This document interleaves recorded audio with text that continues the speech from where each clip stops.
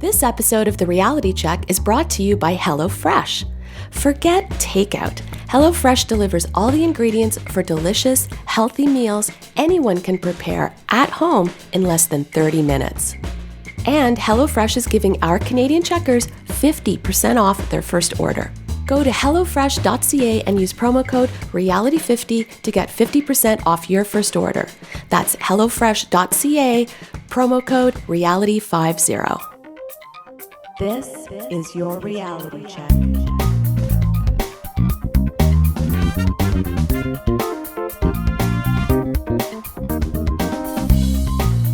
Hi everyone, and welcome to The Reality Check, the weekly Canadian show that explores a wide range of controversies and curiosities using science and critical thinking. This is a show for Tuesday, May 16th, and I'm Darren McKee, your host. With me, as usual, Adam Gardner. What's up, Cuboids? Cristina Roach. Hello. And producer Pat. Hi, everyone. With special guest, Barry Panas. Hi there. We have a great show for you today. Barry is going to do a follow-up on what counts as a theory, as well as answer a burning question about Zelda that Adam has. I'm going to talk to you about whether a car's color can affect its insurance rates. But first, Cristina, can milk save a knocked-out tooth? Well, here's a quick disclaimer. If you're listening and have an aversion to or get woozy when you hear about teeth getting knocked out, you may want to skip ahead. This is where I leave the show. Yes. Well, I've had unpleasant dreams about losing teeth in the past, and it makes me shudder, so yeah, I get it. What kind of invasive tooth fairy did you have as a child? So Pat and I are fans of a quirky podcast called Pistol Shrimps Radio. It's hosted by Matt Gorley and Mark McConneville, two improv comics from Super Ego. In a nutshell, they follow the Pistol Shrimps, which is the name of a rec women's basketball league in LA. And they follow them to each game, and they call the games like an ESPN announcer would. And the funny part is they really don't know much about basketball. So you may have heard about the Pistol Shrimps recently because famously, actress Aubrey Plaza from Parks and Rec, or for Adam's sake, the voice of Grumpy Cat, was on the team. And there's a documentary about them. So during a recent episode, they brought up a long-standing notion that if your tooth got knocked out during the game, you should put it in milk and get to the dentist or emergency room stat. Now, I had also heard this, but that was long before I was on TRC, so never questioned it before. So is the whole knocked out tooth thing in milk a myth? Hey, you guys have heard of this, I'm sure? I actually never have heard of this. Really? I've heard of it, and yeah, I remember watching an episode of Beekman's World where they like dip bones in Coke and milk and toothpaste and stuff, and it did all sorts of different hardening or weakening things. So I'm curious to see what this really is. How about you, Barry? Have you heard this in your travels? Well, the closest thing I'm thinking of is the Coke. If you put a tooth in Coke, it'll dissolve it overnight in some dramatic way. But milk, no, I don't think I've heard of that. I guess the idea being it'll somehow provide nutrients to keep the living tissues alive a little bit longer, but I have no idea. Well, interesting. Okay, so the first question some people have is, can you even save a tooth that is knocked out, or in medical terms, avulsed? The answer is yes, it is possible to re-implant an avulsed tooth. To be clear, we're talking about permanent teeth. This is not applied to baby teeth. And it only takes a quick sweep of experts in the field to learn that milk is in fact one of the most often recommended fluids for knocked out tooth storage. According to the American Association of Endodontists, or AAE, who are specialists in saving teeth, more than 5 million U.S. teeth are knocked out every year in children and adults. There must be more in Canada because of the hockey. Hockey, yeah. I thought you were going to say that stat was just amongst the NHL players. Yes. Right. Ideally, you want to get to a dentist or ER within 30 minutes of the injury if you hope to re-implant the tooth, although their website states it is possible to save a tooth that has been outside of the mouth for an hour or more. So even though a severed root undergoes damage to the tissue and blood vessels, the ligaments that connect the tooth to the bone can thankfully be reformed by re-implanting the tooth. But, in caps, successful re-implantation depends on a few factors. A couple of important ones are the length of time the tooth has been out of your mouth. When a tooth is knocked out, it'll start to die, which explains the urgency to get to a dentist within 30 minutes. It's also important how you store the tooth before getting to the dentist. But first, let's go through the recommended steps to save your teeth if this happens to you. First things first, locate your missing tooth. This could prove challenging if you got knocked out playing outdoor sports or hockey, but it's imperative if you want to salvage your original tooth. When you find it, make sure to pick up the tooth by the crown, so the enamel part and not the root, in order to minimize further injury to the root. If the tooth is dirty, the AAE says you can gently rinse the tooth with a bit of water, but do not use soap or chemicals, do not scrub or dry the tooth, and do not wrap the tooth in cloth or tissue. If possible, the first recommendation is to reposition the tooth immediately by carefully pushing it into the socket and holding it in place with your fingers or by gently biting down on it. Oh my God, that sounds horrible. Oh, I got one of those nails on a chalkboard shivers up my spine. It's just very interesting. I have no woozy association to this at all. Now, if you talked about like something going directly into your eye, I might then be a bit squeamish, but not with the teeth. Yeah, I was going to ask if the same advice can be generalized to losing an eye. You want to pop that right back in. Oh, I'm not sure putting the eye in the tooth socket would do much good. And if you put the eye in backwards, you may be more introspective, but it won't help you see better. I have a hang-up about getting teeth knocked out. I'm not sure why it is. It just viscerally, it's like really disturbing to me. I don't know. Maybe it's because my parents spent thousands of dollars to make my teeth look nice. So if you can't replace the tooth in the socket easily, then there are only really a couple of storage methods recommended by dental specialists to keep the tooth moist before you can get help. The first is an emergency tooth preservation kit like Save-A-Tooth, which contains a balanced salt solution to stimulate cell growth on the root. So there's actually a commercial... There's a couple of them. That's just one in particular. Wow, okay. So what, they keep them around baseball games and stuff, I assume? I don't know. It's probably a good idea, but it's like it would be like a first aid kit for your teeth. Sure, I suppose. Failing having a first aid tooth kit or saline solution at your fingertips, some say you can also put the tooth in your mouth next to your cheek. But that's not optimum, as saliva's normal flora could infect the root cells. Regular tap water is not recommended because it's been shown to damage the cells on the root surface. And according to a comprehensive wiki on dental avulsion, amongst other sources, when a knocked out tooth is placed in water, the cells actually attempt to equalize with the surrounding environment, so the cell fluid tries to move to the outside pressure environment and burst. Through osmosis.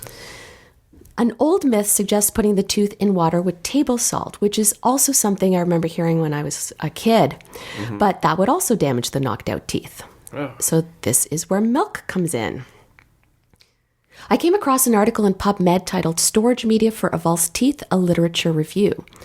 The review selected 39 papers that were critically reviewed with respect to the characteristics, efficacy, and ease of access of the storage medium, which includes a wide array of wet storage methods that have been evaluated in lab studies and clinical reports. So it's pretty comprehensive.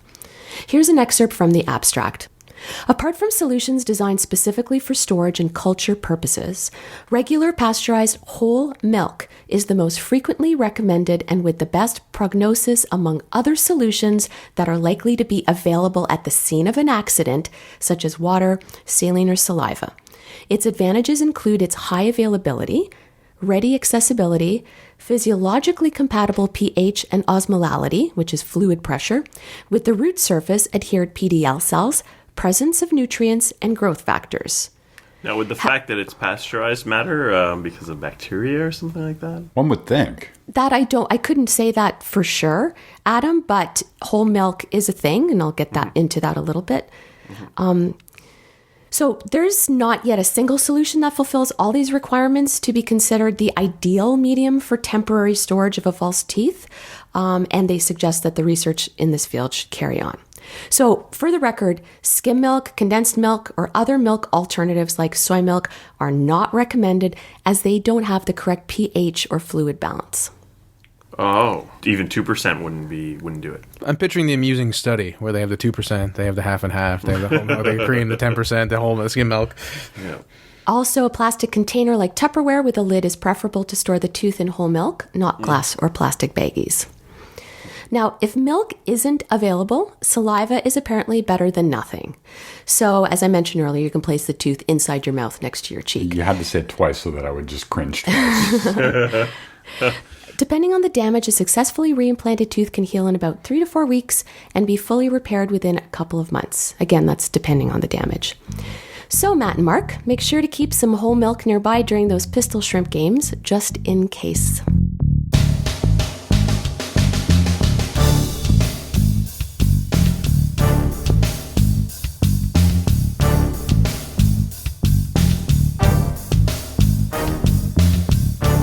Well, thank you, Cristina, for bringing the tooth on the podcast. Barry, who's been on the show as a guest before, wrote in about a recent segment Pat did regarding theory versus scientific theory. Adam also had a burning physics question for him. It seemed like a good time to invite him back on the show. For a bit of context, Barry is a high school physics teacher in Winnipeg. He's also a former president of the Manitoba Association of Physics Teachers, an advanced placement physics college board consultant, and he's traveled around the world giving training for advanced placement physics teachers. Thanks for joining us, Barry. Oh, you're welcome. Thanks for having me. So basically, do you just want to give us a bit of feedback on the theory segment that you heard Pat do?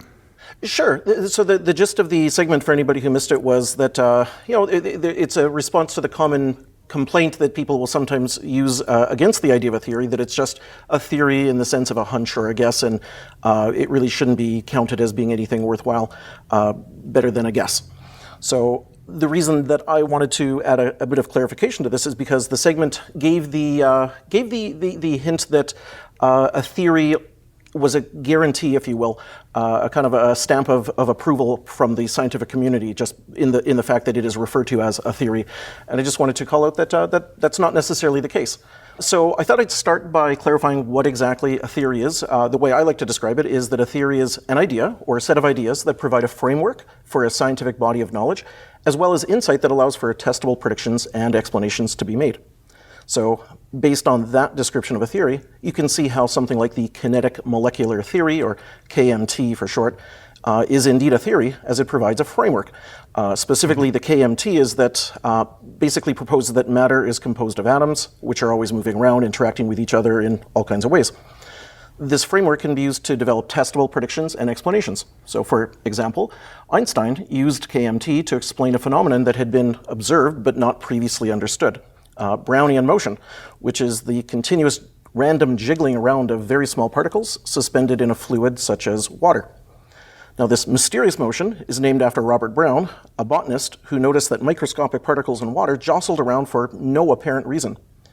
Einstein later explained Brownian motion based on kinetic molecular theory, which is that the very tiny but visible particles were literally being jostled around due to a never-ending series of collisions with even smaller, invisible water molecules. So the fact that KMT could be used to explain this phenomenon provided support for that theory, as did countless many other aspects of the theory.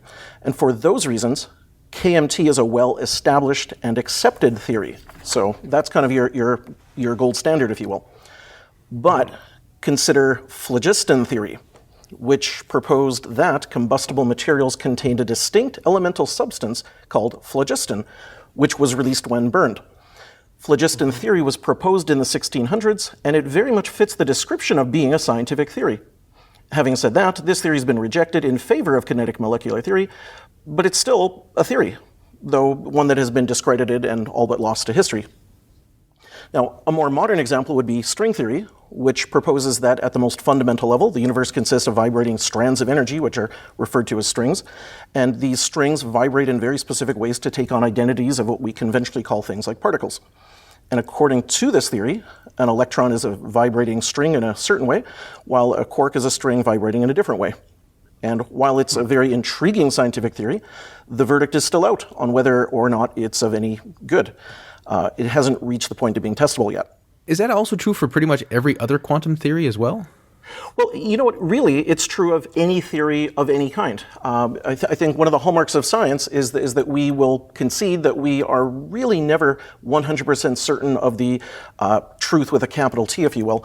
Everything is testable, and if new evidence comes to light, then we're very happy and willing to abandon old ideas, even if they were held to be so-called true previously. The pencil is mightier than the pen.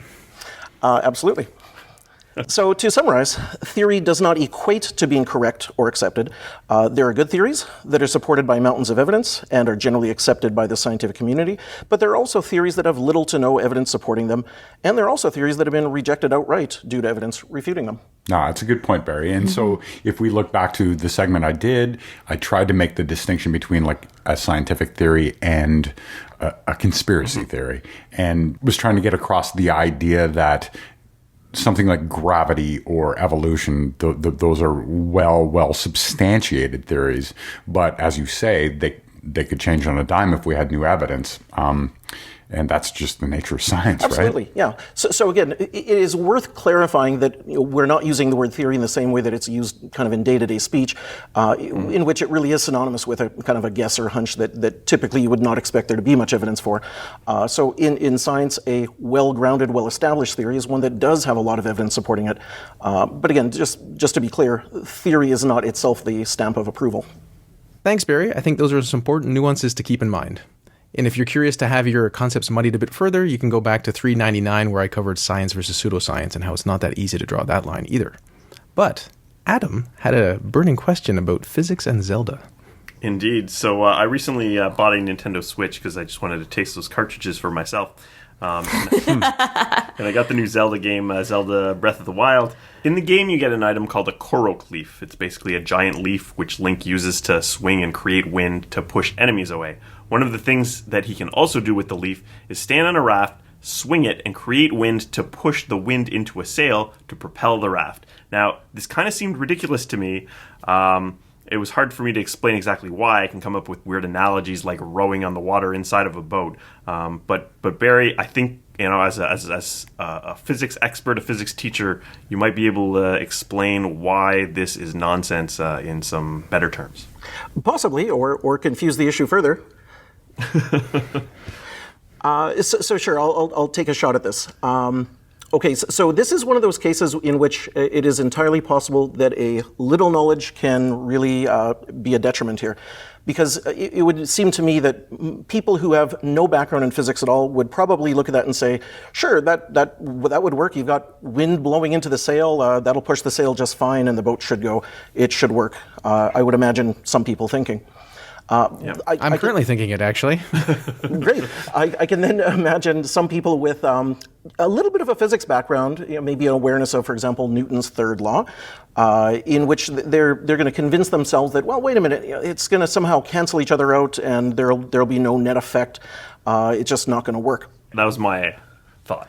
Yeah, because on really thinking it through, I'm going to come to the conclusion that if we grant everything as being really perfectly idealized, I would actually say it is perfectly possible. It is entirely possible, although it really would require some ideal setup here. Certainly, as depicted in the game, I saw some YouTube footage of that. It would not work as depicted. But the basic idea of basically throwing air forwards should on its own propel the boat backwards. So if you were given this leaf that could produce quite an impressive wind here, the easiest thing would be to just spin around 180 degrees and kind of blow your wind backwards, if you will. And in effect, you'd have an airboat. But of course, that's not what you're asking. You want to propel that wind forwards and yet have the boat go forwards anyway. Exactly. That is possible. That seems kind of backwards to me.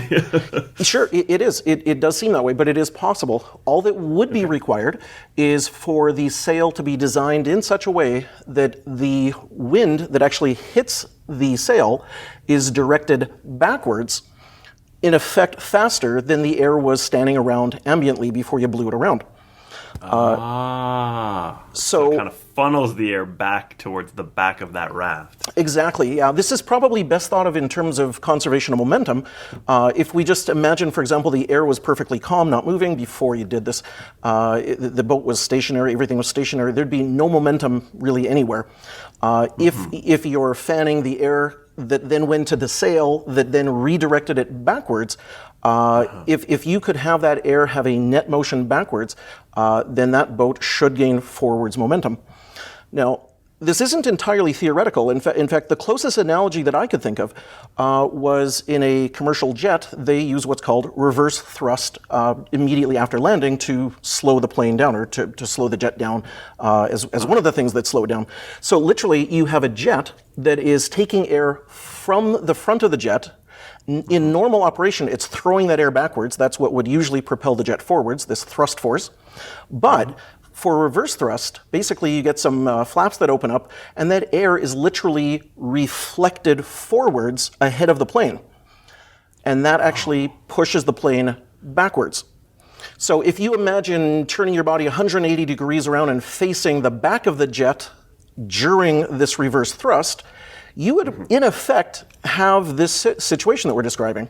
That's very interesting, Barry. So when I was thinking about this, and I actually do have a bit of a physics background, so I'm aware of equal and opposing forces, I guess what I was thinking is that the human waving their arms might be having a force going back and forth in a lateral way, which is then creating a push in a forward direction.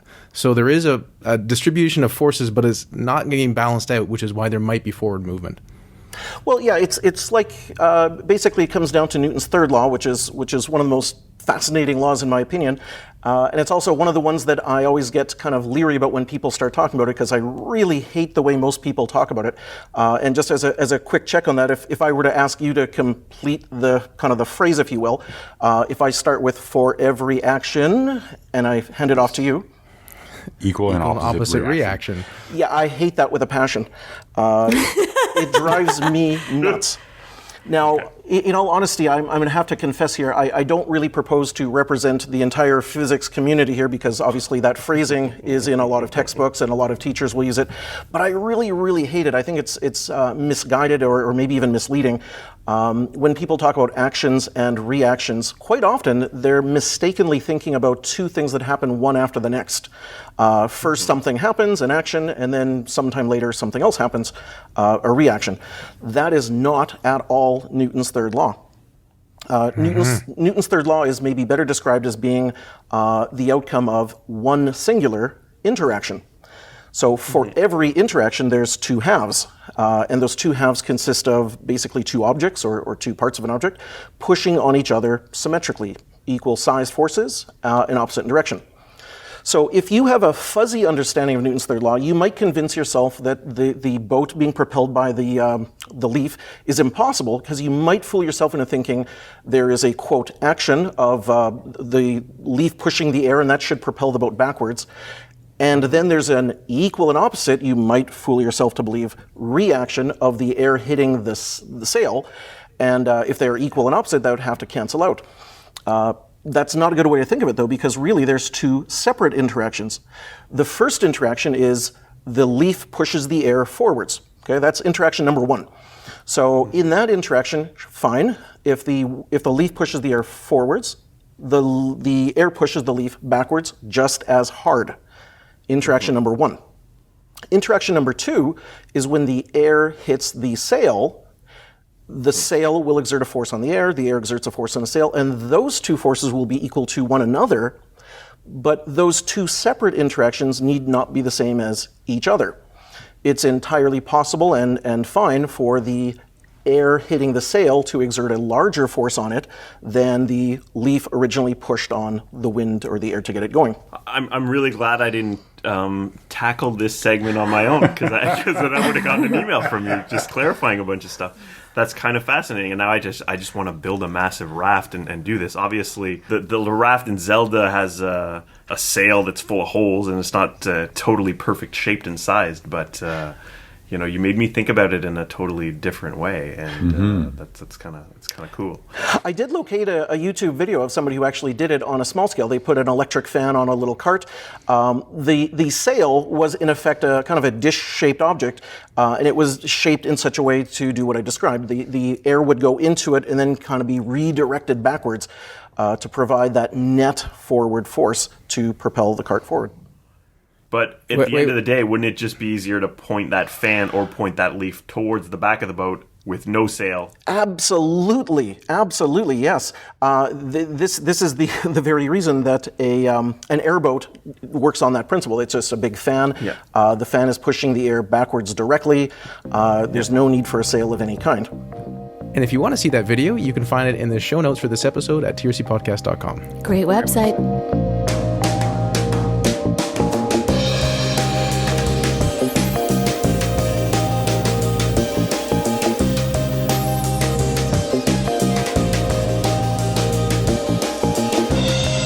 Thanks, Barry. That was very interesting. For those of you who don't happen to have rafts, but who have cars, you might have wondered if the color of your car would affect your insurance rate. I was speaking with a friend recently about cars, and I was thinking of getting a new one, and he mentioned that the color would increase the insurance rate depending on what it was. After doing this podcast for over 8 years and presenting or listening to about 1,300 topics, where the conclusion is almost always conventional wisdom isn't true, I immediately said, yeah, I heard that, but I wonder if it's true. He told me that I have less knowledge in this domain, and some people he knows who really know their cars had this specific issue regarding color and insurance. I let it go, but thought this would be worth a short segment as it is a popular belief. Usually people think of the color red, which is what a lot of articles discussed. I have absolutely heard this. Me too. I've heard this for years. Barry? I've heard this too. I never thought if it's true or not. Right. So an article in the Globe and Mail described how TD Insurance commissioned Environics Research Group to do an online survey of 1,000 Canadians in March 2011 to examine Canadians' knowledge of insurance products. Scintillating survey, that must have been. Anyway, they found that 29% of those surveyed thought auto insurance premiums were more expensive for red cars. Wow. Doesn't say if they asked about any other colors. So the other 71% had red cars. Chose to remain agnostic on the issue.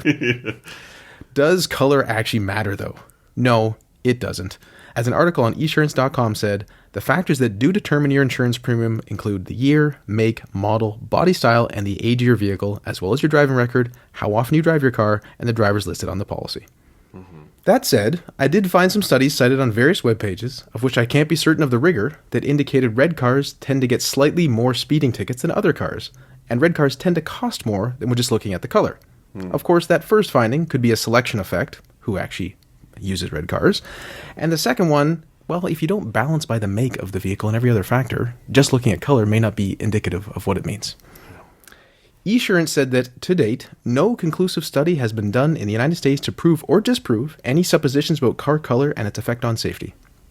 I assume the same is true for Canada. But in 2007, a study came out of Australia that looked at crash data for 17 car colors and found that black cars are the most likely to be in an accident. They found a 12% higher risk of being involved in a crash during daylight hours than a white vehicle. I think this is simply because black is harder to see than white, even in the middle of the day. Yeah. But even that said, the study deduced that light conditions and vehicle type had more of a direct impact on crash risk than car color. So, all that to say, car color is not related to your insurance rates. In fact, most insurance companies don't ask you for the color of your car, which may be a hint. Thanks for joining us once again. Today, Cristina told us that milk actually can help save a knocked out tooth. Just make sure it's whole milk and, well, try not to lose your teeth in the first place. We delightfully had Barry Panas on again, where he told us that it's important to understand that just because something is a theory doesn't mean the science is settled on it, and the provisional nature of science is one of its strengths. As well, he added an important clarification of Newton's third law, which is that even though there are opposing forces interacting with each other, they're happening simultaneously, not in a sequential action-reaction event. Build your own raft and leaf and try it out yourself this summer. And I told you that your car color doesn't affect your insurance rate. So if you want a red car, get a red car and be happy. Barry, if people want to find out more of what you're interested in and talk about, is there any way they can find you?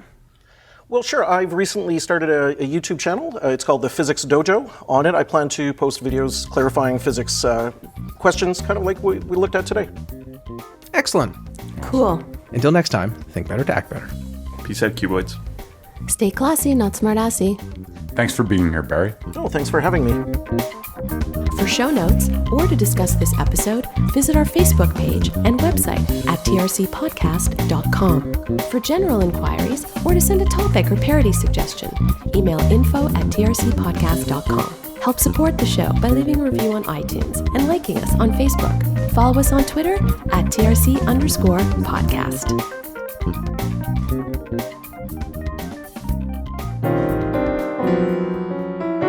Outtakes. I did find some studies cited on various web pages, of which I can't be certain of the vigor. I said rigor, but I changed it to vigor. That's kind of funny. I only want vigorous science! Of which I can't be certain of the rigor, that indicated red sports cars. Damn it. I'm just adding words in the middle of the presentation. Race cars. Anybody else want to add words? Just let me know. Barry, this is how we plan to put the outtakes together. It's very purposeful. Yeah, it's This is purposeful. how our guests realize we're not as professional. Yeah, exactly. That said, I did find some studies cited on various web pages, of which I can't be certain of the vigor.